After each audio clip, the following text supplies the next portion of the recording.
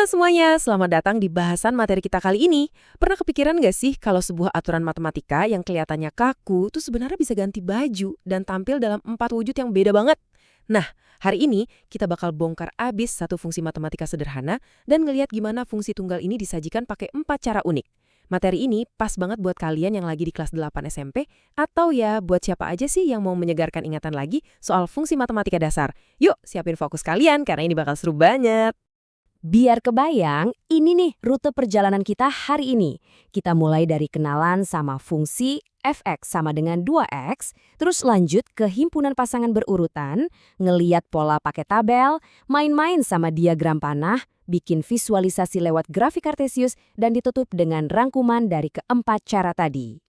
Oke, langsung aja kita masuk ke bagian pertama. Mari kita kenalan dulu dengan fungsi fx sama dengan 2x, si aturan dasar kita hari ini.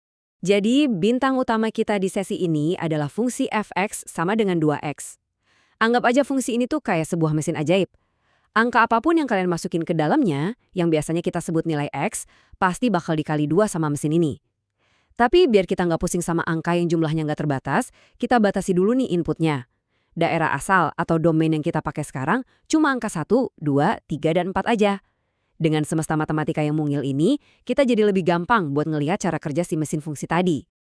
Lanjut ke cara yang pertama, yaitu himpunan pasangan berurutan. Di sini kita bakal ngejodohin nilai X dengan hasil fx-nya. Ingat ya, aturan mesin kita tadi fx sama dengan 2x. Dan bahan baku kita ada angka 1, 2, 3, dan 4. Tinggal kita masukin aja satu-satu. Coba lihat langkah pertama. Kalau X-nya 1, berarti F1 itu 2 dikali 1, hasilnya 2. Ketemu deh pasangan pertama kita, 1 dan 2. Terus masukin angka 2. F2 itu 2 dikali 2, hasilnya 4. Jadilah pasangan 2 dan 4. Giliran angka 3, 2 dikali 3 itu 6, jadinya 3 dan 6. Dan terakhir, masukin angka 4 ke mesinnya. 2 dikali 4 sama dengan 8. Dapat deh pasangan terakhir kita, 4 dan 8. Kelihatan rapi dan logis banget kan?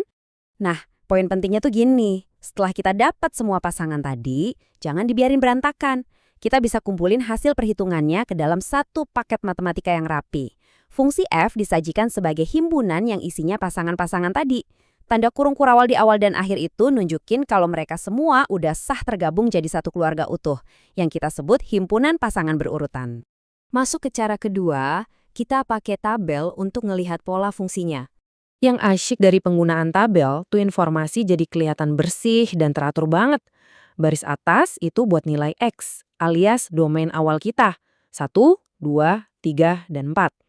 Terus baris bawahnya buat fx, yang isinya hasil kali 2 dari tiap X tadi.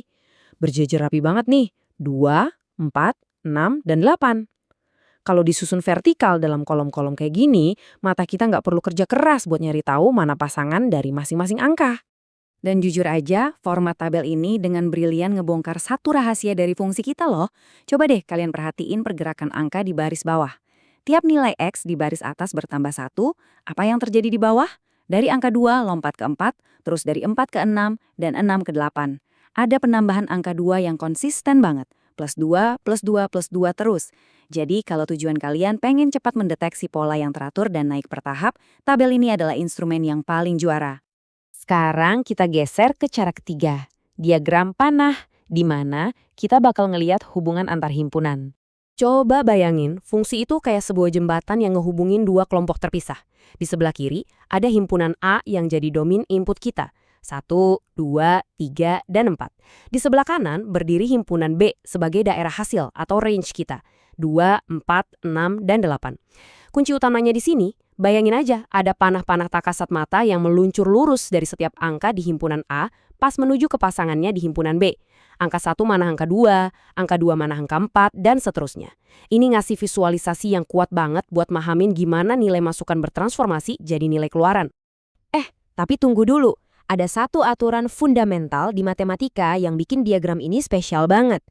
Hubungan ini sah dibilang sebagai fungsi karena setiap anggota di himpunan A cuma punya tepat satu buah panah yang ngarah ke himpunan B. Lihat deh, angka 1 nggak bercabang kan panahnya ke angka 2 dan 6, dia setia cuma di satu tujuan, yaitu angka 2. Nah, Hubungan eksklusif satu lawan satu dari daerah asal kayak gini nih, yang jadi syarat mutlak pendefinisi sebuah fungsi sejati. Oke, ini dia cara keempat, sekaligus yang paling visual. Grafik Kartesius. Yuk kita sulap angka-angka tadi jadi sebuah gambar. Bayangin kita ambil pasangan berurutan dari cara pertama tadi.